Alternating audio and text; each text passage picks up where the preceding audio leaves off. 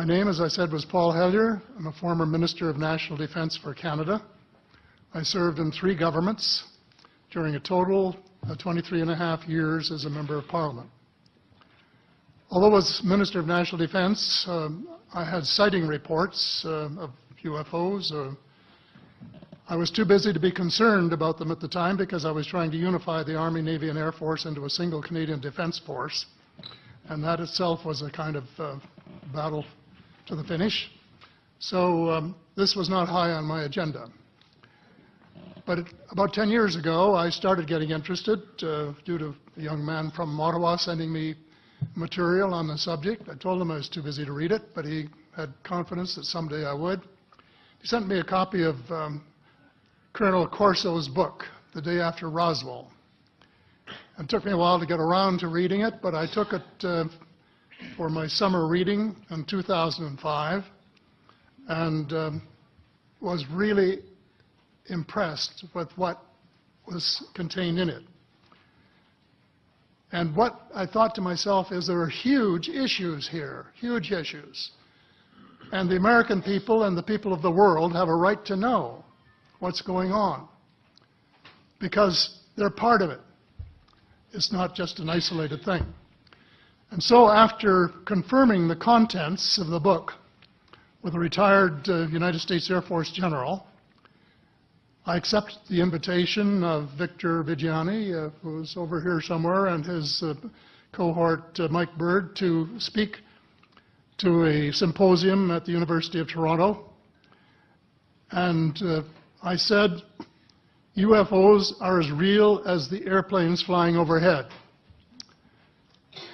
That gave me the dubious distinction of being the first person of cabinet rank in the G8 group of countries to say so unequivocally.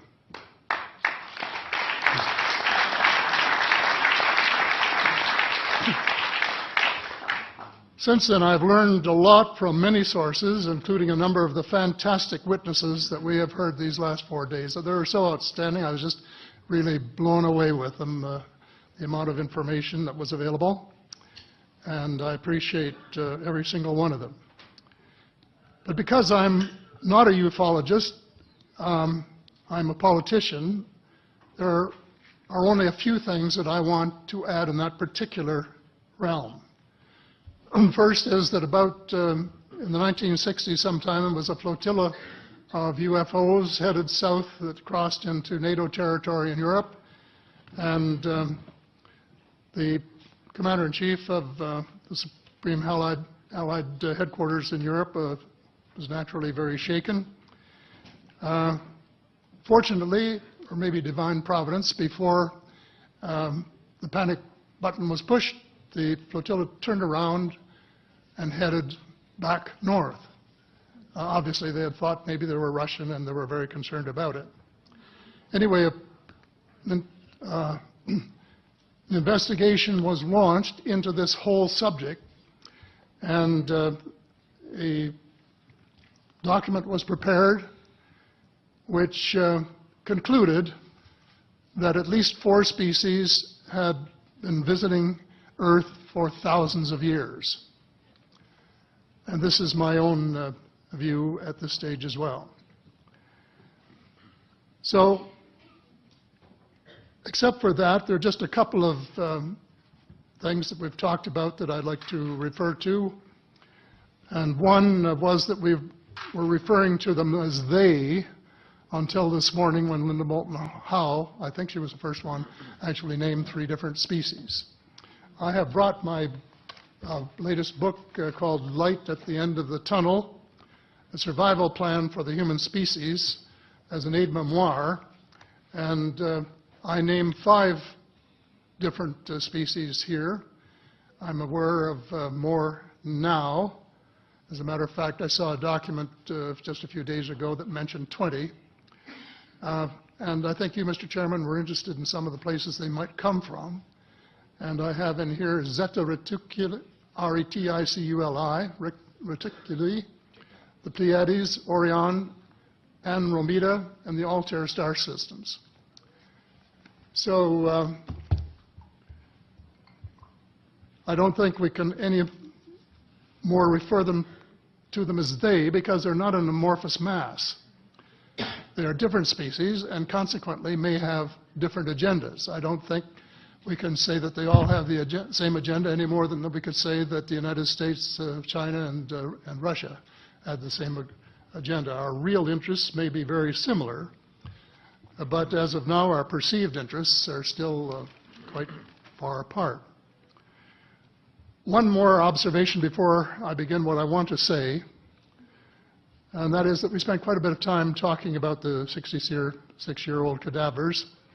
And I was glad to have Linda this morning finally say that there are live ETs on Earth at this present time, and at least 2 of them probably working with the United States government. The other species that I learned about not too long ago was called the tall whites. And this is when Paula Harris broke the story just a few years ago. And through her good offices, I had the chance to talk for about 3 hours with former Airman Charles Hall and listen to this absolutely fascinating story of how he was working with, first of all, he was scared out of his skin, but after that, when he got to know them, how he was working with, and finally they became to trust each other and have a good working relationship with the tall whites at the gunnery range at Indian Springs in Nevada. And these tall whites were living on United States Air Force property and working in cooperation with the United States Air Force and sharing technology with them. He wrote a book, incidentally, called Millennial Hospitality. There are 4 different versions, but Paula says that Millennial Hospitality number 2 is the best. I think that's the one I read, and it's a very interesting read if you want to sort of get inside the problem of what it's like to bump into these people floating across the terrain in the desert. Well, enough on that for now. My interest is in full disclosure. And my only caveat is I think probably I would say 95 to 98% full disclosure. I know of 1 or 2 things that I'm not sure should be in the public domain, at least yet. They will be someday, I'm sure, but not maybe immediately. But just as children survive the idea of the Tooth Fairy and Santa Claus when they become adult, I think that tax-paying citizens are quite capable of accepting the new and broader reality that we live in a cosmos teeming with life of various sorts. The fact that some other civilizations are more advanced than we are may be humbling, but that could be a necessary step in our survival.